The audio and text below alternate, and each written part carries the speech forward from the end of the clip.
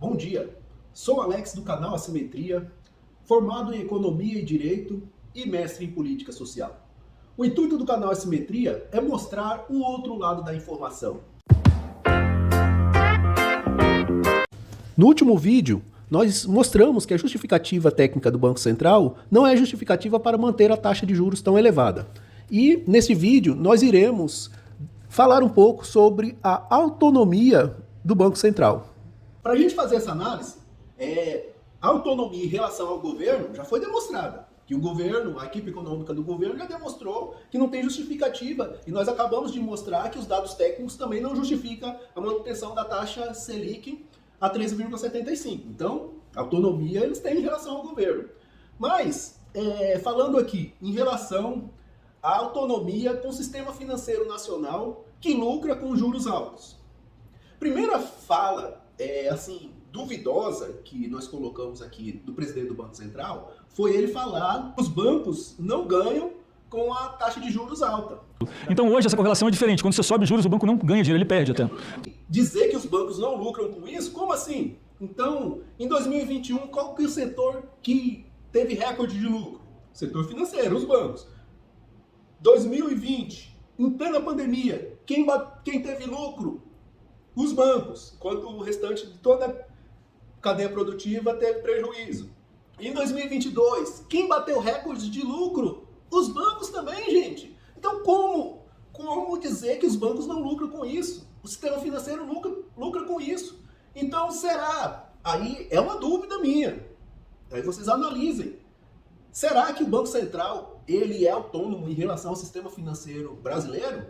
Será? Outra questão também que é muito engraçado em toda essa situação que foi votada no governo Bolsonaro, e eu considero esdrúxula. Por quê? Porque, veja bem, como que pode novo governo, que depende da política monetária, não ter controle dessa política monetária? E pior ainda, os indicados do Banco Central serem indicados do governo anterior, que tinha uma política econômica totalmente diferente do atual governo. Uma política econômica que se dizia liberalismo econômico, que falava que o mercado iria se autorregular. Mas esse autorregular, ele só existiria se houvesse concorrência perfeita, o que há muito tempo não existe mais. Porque com o evoluir dos tempos, as empresas uma foi comprando as outras. E, ao final, os grupos econômicos, eles foram comprando setores.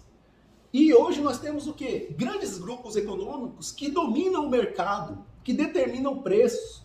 Então não tem como falar que um mercado onde grupos econômicos dominam vai se autorregular. E é exemplo do sistema financeiro nacional. Nós temos o quê? 5 bancos, 2 públicos, 3 privados. Como que você diz que isso aí vai haver concorrência perfeita? Como que vai se autorregular com um oligopólio desse? Não tem como.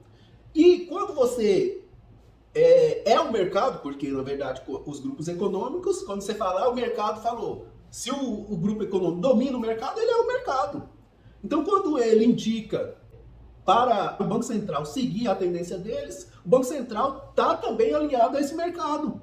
E o mercado de capitais, que o presidente do Banco Central tanto defende, ele é controlado pelos grandes bancos, pelo sistema financeiro nacional. Então a pergunta é, a autonomia do Banco Central com o sistema financeiro nacional? Imagina, nos Estados Unidos, que também tem um Banco Central independente, se a equipe do Fed lá, eles iriam seguir o que o Trump pensava, e não que o Biden. Obviamente que seria coisa de louco, né? Porque a política econômica, ela envolve a política fiscal e a política monetária, que está com o Banco Central, uma das principais. E como que o governo não tem controle? Não tem lógica, não tem justificativa nenhuma. E muito menos justificativa quando essa política monetária, ela acaba beneficiando o sistema financeiro em detrimento de toda a sociedade brasileira. Não se justifica. Se o governo, com a pressão da sociedade e o Congresso Nacional, não modificar essa direção do Banco Central, colocando pessoas alinhadas com a política econômica nacional, olha o prejuízo que vai dar. Outra situação muito sem nexo veja bem, o governo Lula ganhou as eleições. Então, a política econômica dele, a política do governo dele, foi aprovada pelas urnas. Porém, no Banco Central, a política monetária adotada, que faz parte da política econômica, é do governo anterior, porque a indicação do Copom foi, em sua maioria, pelo governo anterior. Não tem lógica, gente. Não tem lógica isso. O presidente do Banco Central, o Copom, ele está tendo mais ou mesmo poder de todo o governo, toda uma equipe econômica que vai responder pelos resultados da economia ao final da sua gestão. Veja bem, não tem lógica. E esse modelo de autonomia, onde, ao que parece, tem autonomia em relação ao governo, mas não tem autonomia em relação ao sistema financeiro nacional, que dita as regras, ou não? E não para por aí. Veja bem, tem outro trecho da fala do presidente do Banco Central, onde ele diz que quanto mais conceder crédito subsidiado, mais vai se elevar a taxa de juros, a taxa Selic. E ele fala que há um estudo ainda. Veja o vídeo. Aqui é um estudo que foi feito que mostra que quando a gente tem muito crédito subsidiado, a nossa taxa de juros neutra se mexe. Então, eu já mostrei isso naquele outro exemplo. Se eu boto muito subsídio, significa que a taxa de juros neutra que eu preciso ter. O que é a taxa de juros neutra? É aquela que nem gera inflação e nem desinflação. Então, se eu tenho menos crédito subsidiado, essa taxa é mais baixa. Significa que eu consigo viver ao longo do tempo com uma taxa Selic mais baixa. Se eu tenho muito crédito subsidiado, essa taxa sobe e aí eu preciso ter na média uma taxa de juros mais alta. Então, tem vários estudos nesse sentido. Mas isso também não é verdadeiro. Nós pegamos os dados, por exemplo, de concessão de crédito subsidiado para pessoa jurídica no governo Dilma. O gráfico em tela, do lado esquerdo, é a quantidade de concessão em valores. E do lado direito, a Selic no período do governo Dilma. Então, veja bem, a média aqui de concessão no governo Dilma foi de 20 bilhões de reais, de período de 2011 a dezembro de 2014. Vamos pegar um ponto de corte aqui onde a Selic estava mais reduzida no período do governo Dilma, que é no período de 2012 a 2013, que a Selic está abaixo de 10%, em média 8%. Vejamos que nesse período a concessão de crédito PJ está elevada.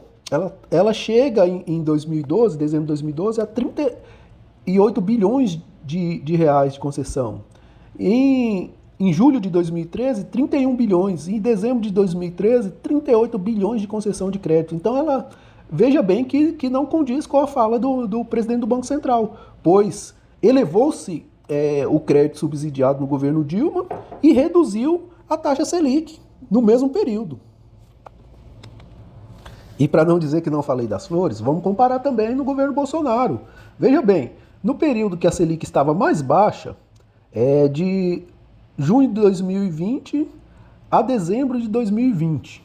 Vamos ver como que estava a concessão de crédito nesse período? Bom, um detalhe que a gente precisa dizer aqui é que houve uma queda na concessão de crédito subsidiado no governo Bolsonaro, caindo de 20 bilhões de reais em média no governo Dilma para 15 bilhões de reais no governo Bolsonaro. Mas no período que se elevou a concessão de crédito, que foi esse período de 2020, onde a Selic estava em média 2%, o crédito subsidiado aumentou para 36 bilhões no governo Bolsonaro. Depois caiu para 22 bilhões, mas enfim, houve um aumento do crédito subsidiado nesse período de 2020.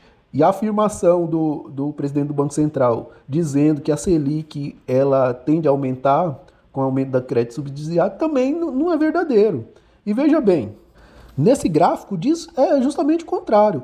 Porque quando a Selic começou a se elevar, bem no período que o Banco Central se tornou autônomo, o crédito subsidiado também caiu. Caiu. Entendeu? A concessão de crédito subsidiado no governo Bolsonaro no período de 2021 caiu. Tendo se elevado apenas em julho de 2021. Mas, novamente, ele fica abaixo da média de 15 bilhões, que é bem abaixo da média do governo Dilma. Então essa afirmação não é verdadeira. E por que nós trazemos esse dado aqui?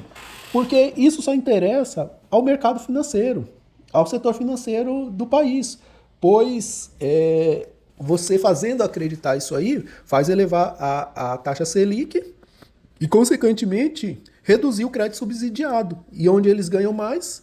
No crédito que não é subsidiado, obviamente. E tem outra pérola também do presidente do Banco Central, que ele fala do estímulo ao mercado de capital. Para quem não sabe, é o mercado especulativo da Bolsa de Valores. Vamos ver o vídeo? Vou passar por isso aqui rápido.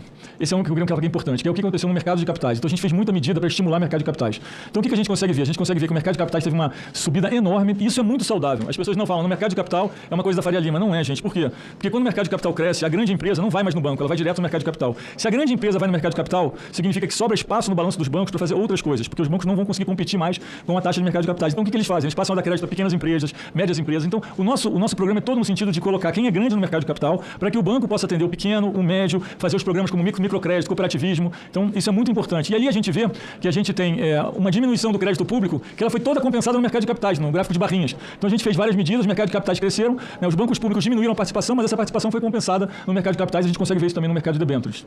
Vocês repararam bem o que ele falou do estímulo para mandar quem é grande para o mercado de capital para pegar juros menores? Veja bem, isso aí é a política liberal. Como eu disse, as grandes corporações, elas dominam o mercado, então ele precisa responder às grandes corporações, certo? E ele respondeu aí às grandes corporações incentivando o mercado de capitais. Mas, de outro norte, ele fala que os bancos vão emprestar para os pequenos e médios. Vamos ver quanto que está a taxa de juros nesse período? Dá uma olhada nesse gráfico. Veja bem, no lado esquerdo eu coloquei propositalmente a taxa de juros subsidiados para empresa no governo Dilma e a taxa de juros subsidiados para empresa também no governo Bolsonaro, dados do Banco Central. A linha vermelha é a média de ambos. A média da taxa de juros no governo Dilma foi 8%, a média no governo Bolsonaro foi 10%. Mas perceba que no governo Bolsonaro, quando o Banco Central se torna autônomo a partir de março de 2021, essa taxa de juros subsidiadas ela só eleva. E veja que em março de 2022... essa taxa de juros ela chega a 15,8%. Em julho de 2022, pasmem, foi 16,65%. Esse foi o crédito subsidiado que foi incentivado para as micro e pequenas empresas. Ou seja, a política liberal é isso. O grande que domina o mercado, ele vai estar lá em cima pegando no mercado de capital taxas melhores. Já o médio e pequeno sobra para pegar essas taxas. Isso aqui é a taxa de juros subsidiadas pelo governo. Imagine a taxa que os bancos estavam emprestando, as taxas normais que não eram subsidiadas. Coisa de louco, né, gente? E por último, para justificar essa fala do mercado de capitais, ele fala quem são os rentistas. Então aqui é só um gráfico de mercado de capitais. Eu escuto muito também o conceito do rentista, né? A gente precisa pensar assim, quem que é rentista, né? A gente tinha 200 mil pessoas negociando bolsa, hoje tem 6 milhões. Quem são os rentistas? Somos todos nós. Aí ele diz que aumentou de 200 mil para 6 milhões de rentistas no país. E fala que todos nós somos rentistas. Veja bem, novamente, o típico da política liberal. Porque nós quem? Nós temos no Brasil mais de 200 milhões de pessoas. Qual o percentual de 6 milhões de pessoas que são rentistas em relação a 200 milhões de pessoas? Sabe quanto que dá isso? 3%. Então, segundo ele, todos nós representa 3% da população brasileira. Então, gente, dá de perceber que não há autonomia do Banco Central em relação ao setor financeiro brasileiro. E toda a política adotada pelo Banco Central atualmente, ela é para ajudar as grandes corporações, as grandes empresas que dominam o mercado. E a grande maioria, que são os micro e pequenos empreendedores e a população no geral, está no osso com esse presidente do Banco Central. E é por isso que é necessário, urgente, mudar. Espero que tenham gostado do vídeo e caso tenha novos assuntos, deixa aí no comentário que traremos o outro lado da informação. E não se esqueça de curtir e se inscrever no canal. Até mais!